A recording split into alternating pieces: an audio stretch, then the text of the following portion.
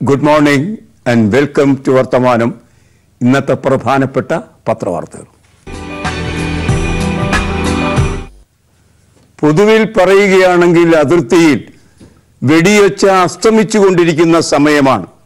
എങ്കിലും ഇന്നലെ വീണ്ടും ഒരു പാക് പ്രകോപനം കൂടെ ഉണ്ടായി പാകിസ്ഥാന്റെ ഭാഗത്ത് നിന്ന്.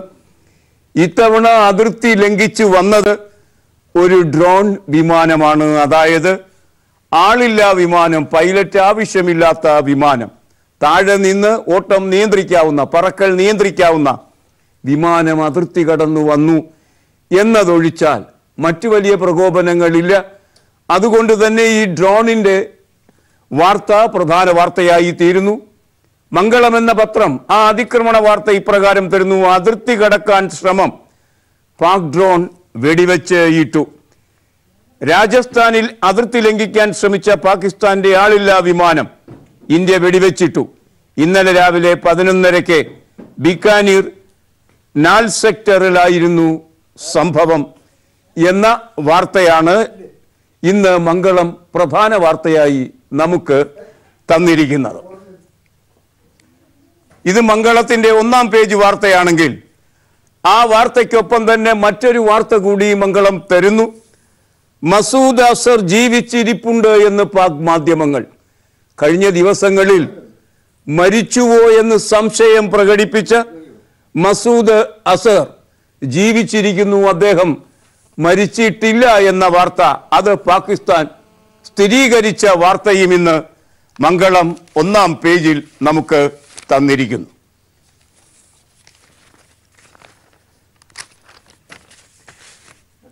ബലാക്കോട്ടിൽ നടന്ന വ്യോമാക്രമണത്തിൽ എത്ര പേരാണ് മരിച്ചത്? അതേ സംബന്ധിച്ച് നമുക്ക് ലഭിക്കുന്ന വാർത്തകൾ 200 മുതൽ 350 ആളുകൾ വരെ ആ ബോംബാക്രമണത്തിൽ മരിച്ചു എന്ന വാർത്തയാണ് ആദ്യം ലഭിച്ചത്.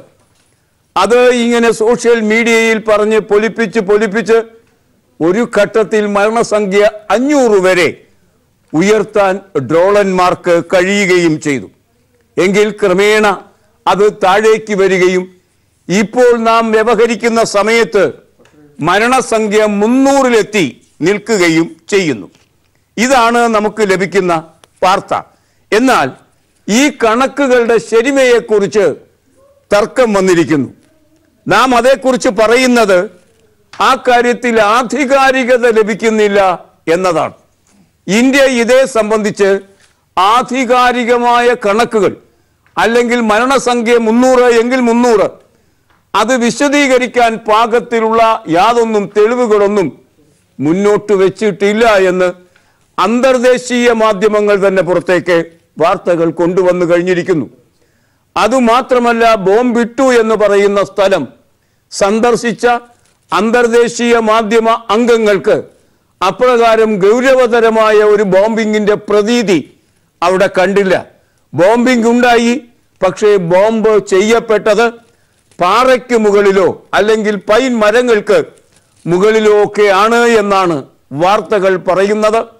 മാത്രമല്ല, 300 ആളുകൾ മരിച്ചു എന്ന് വിശ്വസിക്കാൻ കഴിയുന്ന യാതൊരു തെളിവും ഗ്രൗണ്ടിൽ നിന്ന് ലഭിക്കുന്നില്ല എന്ന വാർത്തയും നമ്മെ തേടി എത്തിക്കൊണ്ടിരിക്കുന്നു.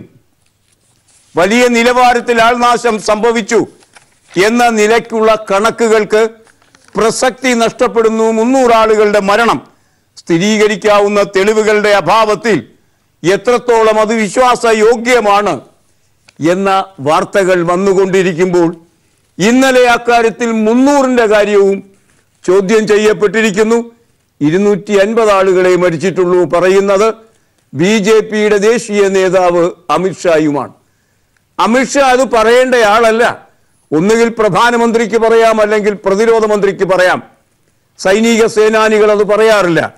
ഇവരൊഴിച്ചാൽ മറ്റാർക്കും അത് പറയാൻ കഴിയാതിരിക്കുമ്പോൾ 250 എന്ന കൃത്യമായ നമ്പർ അമിത്ഷാ പറഞ്ഞു. വായാടിയാണ് അദ്ദേഹം, അതുകൊണ്ട് പറയും എന്തും. നോക്കൂ, അത് മലയാള മനോരമ വാർത്തയാക്കിയിരിക്കുന്നതിൻ്റെ ചാരുത നോക്കൂ. 350 അല്ല 250. എത്ര പേർ? ആരു പറയും? ലീഡ് വാർത്തയിലാണ് പറയുന്നത് 350. ശരിയല്ല. 250 എത്ര പേരാണ് സത്യത്തിൽ? അതാരാണ് ഇനി പറയാൻ പോകുന്നത്? ബാലക്കോട് ആക്രമണത്തിൽ മരണം 250 എന്ന് അമിത്ഷാ. എണ്ണം പറയേണ്ടത് തങ്ങളല്ല, സർക്കാർ എന്ന് വ്യോമസേനാ മേധാവി. പ്രധാനമന്ത്രി വിശദീകരിക്കണമെന്ന് കോൺഗ്രസ്. ആകെ ഒരു ജഗപുകയായിരിക്കുന്നു, അനിശ്ചിതത്വത്തിന്റെ ജഗപുകയാണ് അംഗസംഖ്യയുടെ കാര്യത്തിൽ. ജോമി തോമസ് ആ വാർത്ത നമുക്ക് തരുന്നത് ഇപ്രകാരം: പാകിസ്ഥാനിലെ ബാലക്കോട്ടിൽ ഇന്ത്യൻ വ്യോമസേന നടത്തിയ ബോംബാക്രമണത്തിൽ 250-ലേറെ ഭീകരർ കൊല്ലപ്പെട്ടു എന്ന് BJP അധ്യക്ഷൻ അമിത്ഷാ. ഭീകരർ കൊല്ലപ്പെട്ടതിന് തെളിവില്ലെന്ന് വിദേശ മാധ്യമങ്ങളുടെ നിലപാടിന് പ്രധാനമന്ത്രി മറുപടി പറയണമെന്ന് കോൺഗ്രസ്. എന്നാൽ കേന്ദ്ര സർക്കാർ ഇന്നലെയും ഔദ്യോഗികമായി പ്രതികരിച്ചില്ല. അതേസമയം തങ്ങളുടെ ആക്രമണം ലക്ഷ്യം കണ്ടെന്നും എത്ര ഭീകരർ കൊല്ലപ്പെട്ടെന്ന് വ്യക്തമാക്കേണ്ടത് സർക്കാരാണെന്നും പറഞ്ഞ് വ്യോമസേനാ മേധാവി air chief marshal BS Dhanoa രാഷ്ട്രീയ തർക്കങ്ങളിൽ നിന്നും അദ്ദേഹം അകലം പ്രാപിച്ചു. കണക്ക് BJPയുടേതാണ്. 350 പേർ കൊല്ലപ്പെട്ടെന്ന കണക്ക് BJP കേന്ദ്രങ്ങളിൽ നിന്ന് ആക്രമണ ദിവസം അനൌദ്യോഗികമായി പുറത്തു വന്നിരുന്നു. എന്നാൽ ഈ എണ്ണം പ്രധാനമന്ത്രി നരേന്ദ്രമോദിയോ അമിത്ഷായോ പരാമർശിച്ചിട്ടില്ലെന്ന് കേന്ദ്രമന്ത്രി SS അലുവാലിയ പിന്നീട് പറഞ്ഞു. അതിന് പിന്നാലെ ഞായറാഴ്ച അഹമ്മദാബാദിലെ പൊതുയോഗത്തിലായിരുന്നു അമിത്ഷായുടെ പരാമർശം. പുൽവാമയ്ക്ക് ശേഷം മിന്നലാക്രമണം ഉണ്ടാവില്ലെന്ന് എല്ലാവരും കരുതി. എന്നാൽ മോദിയുടെ നേതൃത്വത്തിൽ സർക്കാർ വ്യോമാക്രമണം നടത്തി 250-ലേറെ ഭീകരരെ വധിച്ചു. അങ്ങനെയാണ് ഷാ പറഞ്ഞത്.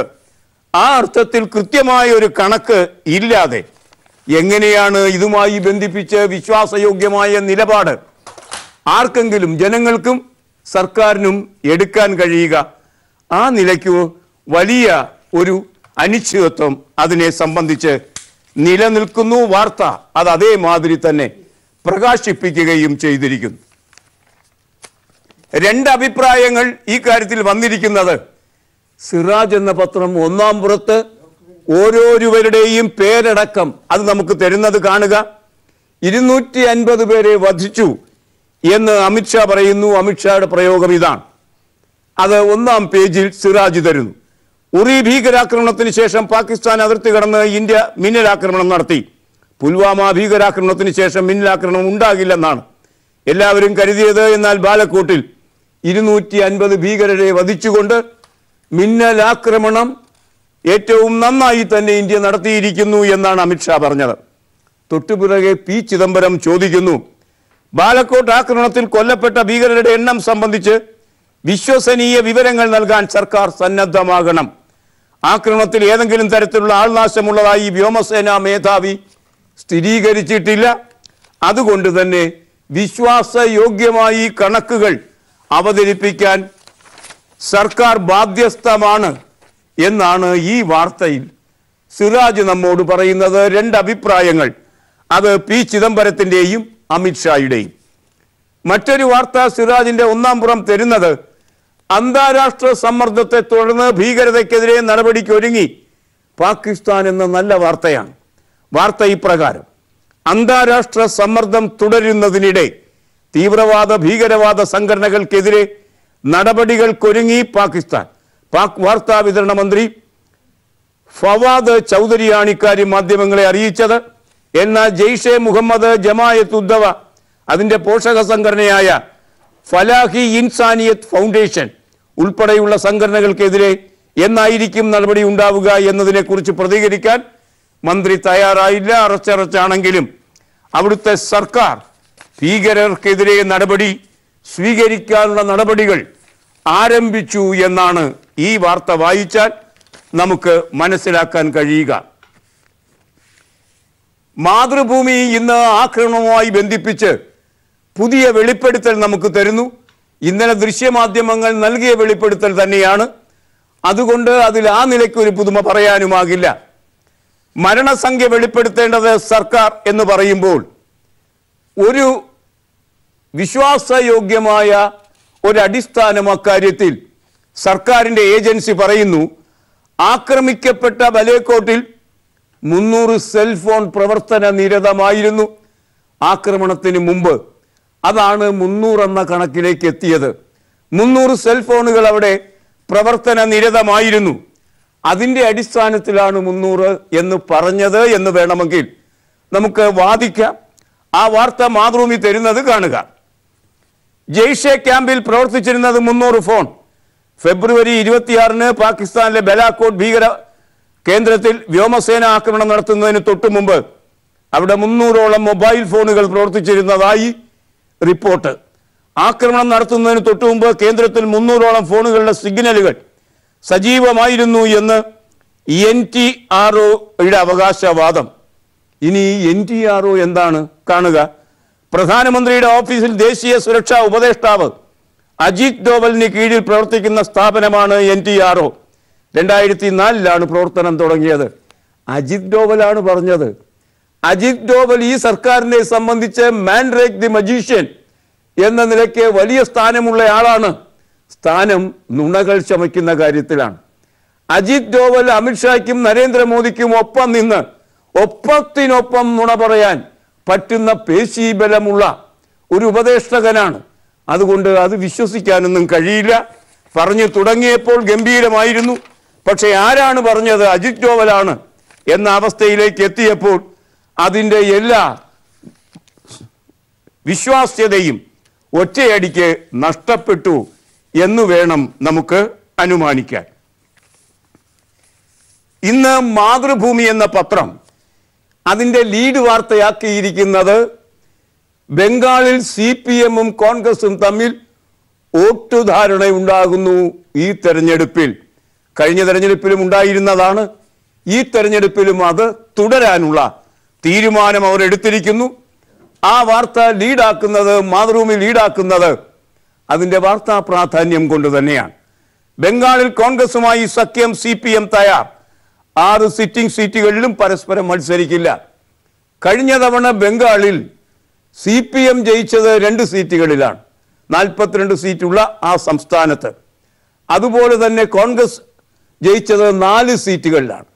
അങ്ങനെ കോൺഗ്രസും CPM-ഉം ജയിച്ച 4 + 2 6 സീറ്റുകളിൽ ഇത്തവണയും പരസ്പരം മത്സരിക്കുന്നില്ല എന്ന നിലയ്ക്കുള്ള വാർത്തയാണ്.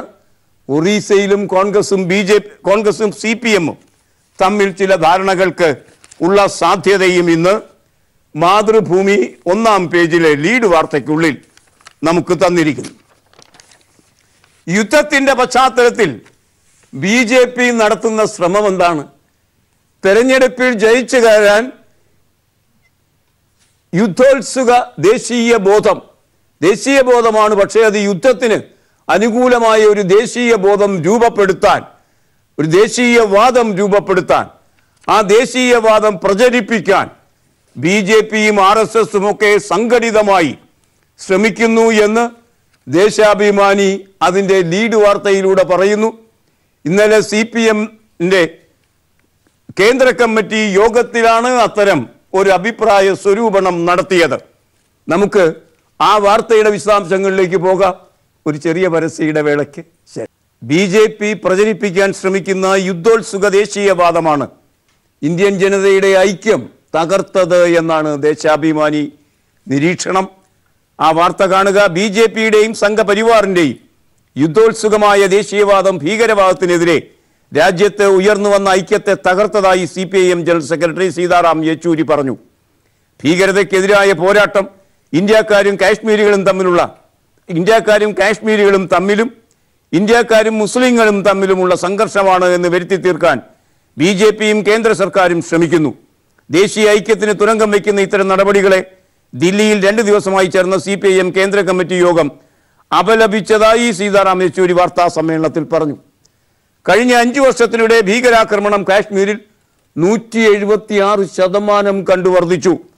2013-ൽ 16 പേരാണ് ഭീകര സംഘങ്ങളിൽ ചേർന്നതെങ്കിൽ 2018-ൽ അത് 164 ആളുകളായി വളർന്നിരിക്കുന്നു എന്ന കണക്കുകളും ഈ കാര്യത്തിൽ CPM-ന്റെ യോഗം മുന്നോട്ട് വയ്ക്കുന്നുണ്ട്.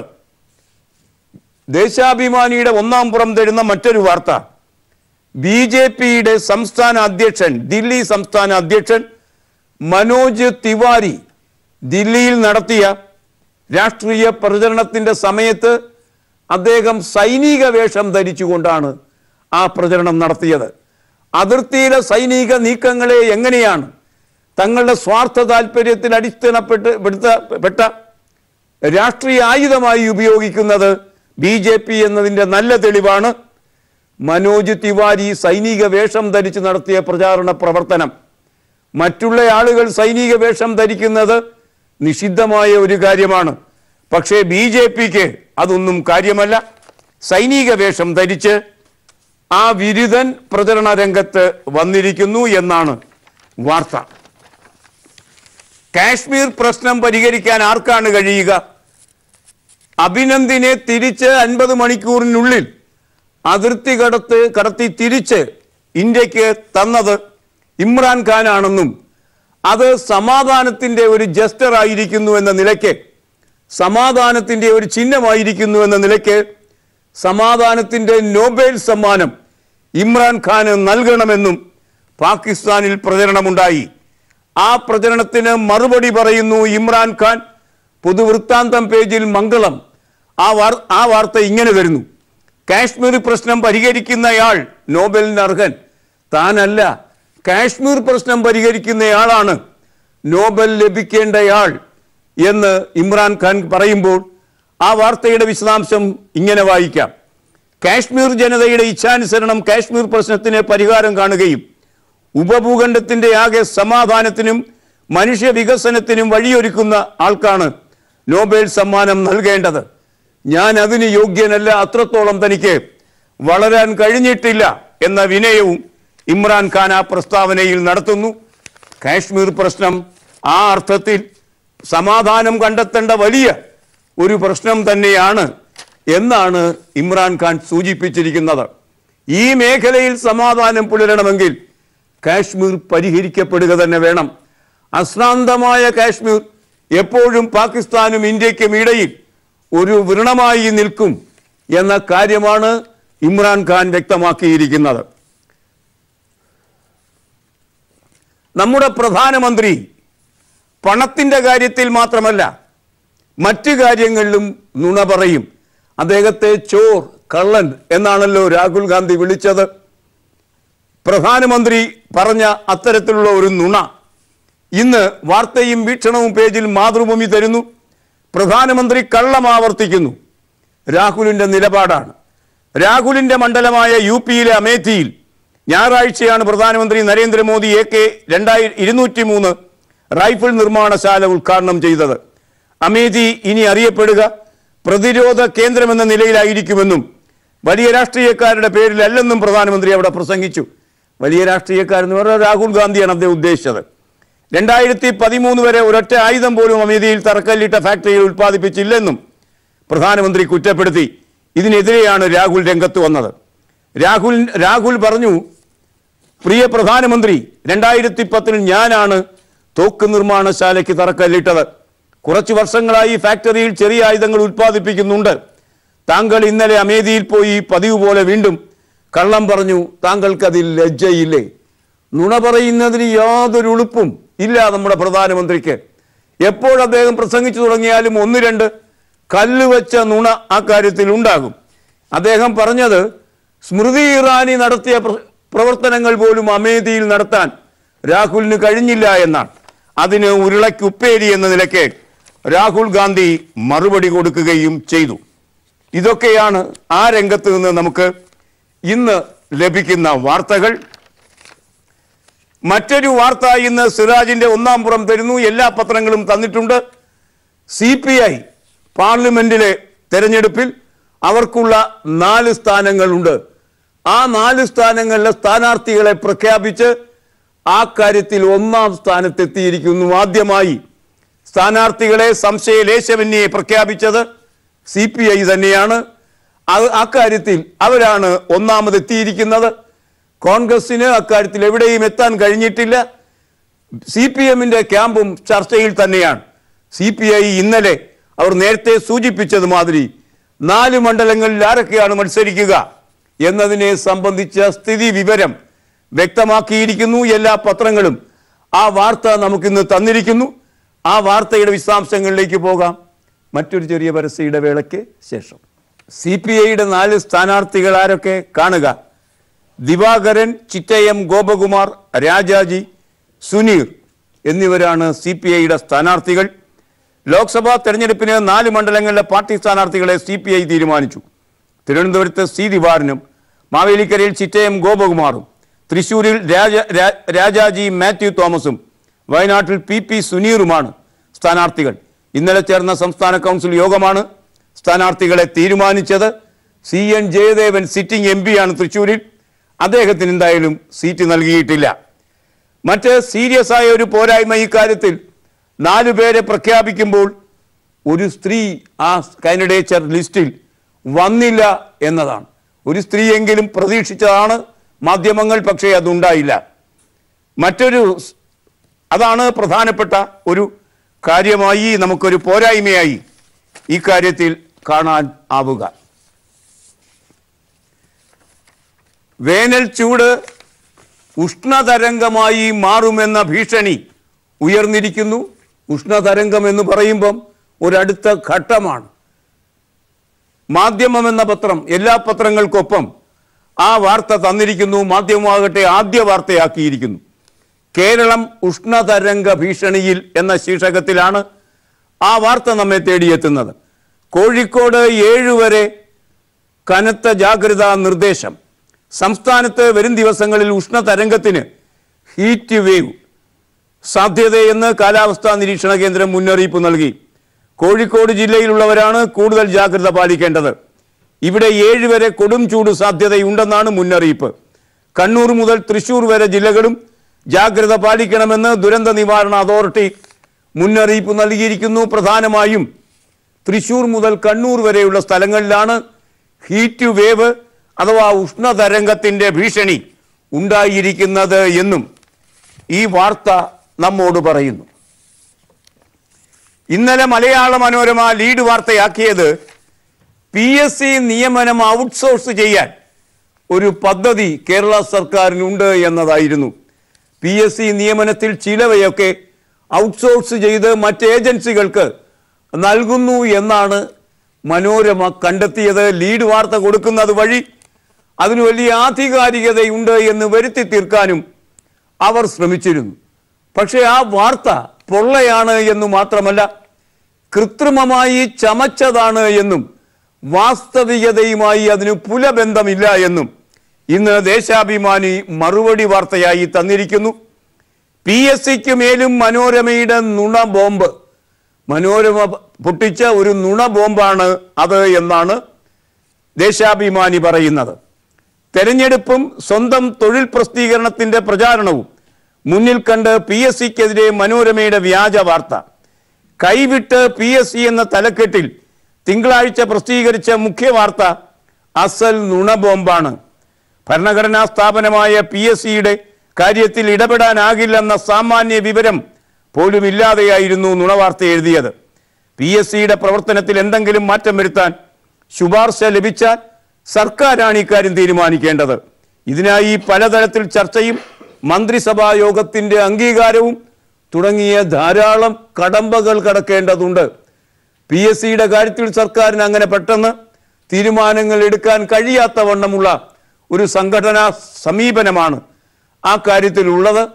ഇതിൻ്റെ ബാലപാഠം പോലും അറിയാതെയാണ് ഈ കാര്യങ്ങളെക്കുറിച്ച് നുണബോംബ് പൊട്ടിച്ചത് എന്നാണ് മനോരമയെക്കുറിച്ച് ദേശാഭിമാനി ഇന്ന് പറഞ്ഞിരിക്കുന്നത്.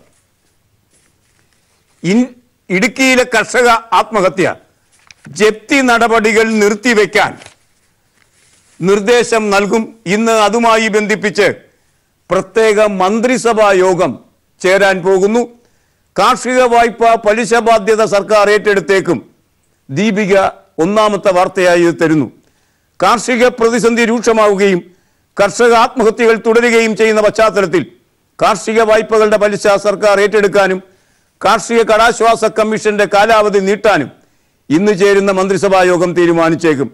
പലിശ ഇളവ് ഏതു തരത്തിൽ നടപ്പിലാക്കണമെന്നാണ് ഇന്നത്തെ മന്ത്രിസഭാ യോഗത്തിൽ തീരുമാനിക്കുന്നത്. വായ്പാ തവണ മുടക്കിയ കർഷകർക്ക് വ്യാപകമായി ജപ്തി നോട്ടീസ് അയക്കുന്നത് ഇടുക്കി ഉൾപ്പെടെയുള്ള കാർഷിക മേഖലകളിൽ അങ്കലാപ്പ് സൃഷ്ടിച്ചിട്ടുണ്ട്. സർക്കാർ അതുമായി ബന്ധിപ്പിച്ച് ഇന്ന് ഒരു പ്രത്യേക മന്ത്രിസഭാ യോഗം കൂടിക്കൊണ്ട് ഉണർന്ന് പ്രവർത്തിക്കാൻ തീരുമാനിച്ചിരിക്കുന്നു എന്നാണ് ഈ വാർത്ത നമ്മോട് പറയുന്നത്. BDJS-ന് 4 സ്ഥാനങ്ങളാണ് BJP നൽകിയിരിക്കുന്നത്. അത് 5 ആകും എന്നാണ് തുഷാർ വെള്ളാപ്പള്ളി പ്രതീക്ഷിക്കുന്നത്. 4 ആയാലും 5 ആയാലും BDJS സ്ഥാനാർത്ഥികളെ കണ്ടെത്താൻ ഒരു 5-അംഗ സമിതിക്ക് തുഷാർ വെള്ളാപ്പള്ളി അതിന് രൂപം കൊടുത്തിരിക്കുന്ന വാർത്തയാണ് കേരളകൗമുദി കാലികം പേജിൽ നമുക്ക് വായിക്കാൻ കഴിയുന്നത്. മറ്റൊന്ന്, തുഷാർ വെള്ളാപ്പള്ളി ഇത്തവണ മത്സരിക്കുമോ? തുഷാർ വെള്ളാപ്പള്ളി ഒളിച്ചു കളിക്കുകയാണ് അക്കാര്യത്തിൽ. കാരണം SNDPയുടെ നേതൃസ്ഥാനം അദ്ദേഹത്തിന് ഉള്ളതുകൊണ്ട് SNDP പറഞ്ഞു അനാവശ്യമായി മത്സരിക്കേണ്ട കാര്യമില്ല, ഇവിടെ നിൽക്കണമെങ്കിൽ അവിടെ നിൽക്കാനാകില്ല. ആ അർത്ഥത്തിൽ മത്സരിക്കുന്ന കാര്യത്തിൽ തീരുമാനം ഒരാഴ്ചയ്ക്ക് ശേഷമെന്നാണ് തുഷാർ വെള്ളാപ്പള്ളി പറഞ്ഞിരിക്കുന്നത്. അതാണ് തിരഞ്ഞെടുപ്പ് രംഗത്ത് നിന്ന് ലഭിക്കുന്ന ഒരു വാർത്ത. മറ്റൊന്ന്, ജോസഫിന് ടിക്കറ്റില്ല, വഴികളടച്ച് മാണിയുടെ ചതുരംഗ തന്ത്രം. വിജയകുമാർ ആ വാർത്ത തരുന്നു കേരള കൗമുദിയിലൂടെ. മത്സരിക്കാൻ ജോസഫ് റെഡി, പക്ഷെ സീറ്റില്ല. കേരള കോൺഗ്രസിന് കിട്ടുന്ന ഒറ്റ സീറ്റിലേക്ക് എന്തായാലും ജോസഫിന് ടിക്കറ്റ് കൊടുക്കേണ്ട എന്ന് മാണി തീരുമാനിച്ചിരിക്കുന്നു. പോകണമെങ്കിൽ ജോസഫ് പൊയ്ക്കൊള്ളട്ടെ എന്ന നിലപാടിലേക്ക് മാണി എത്തുമ്പോൾ മൂഷിക സ്ത്രീ പിന്നെയും മൂഷിക സ്ത്രീയായി എന്ന നിലയ്ക്ക് വീണ്ടും പിളർപ്പിലേക്ക് പോയേക്കാം കേരള കോൺഗ്രസ് എന്നാണ് അഭിമതം. ഇനി ഇന്നത്തെ ചിത്രം.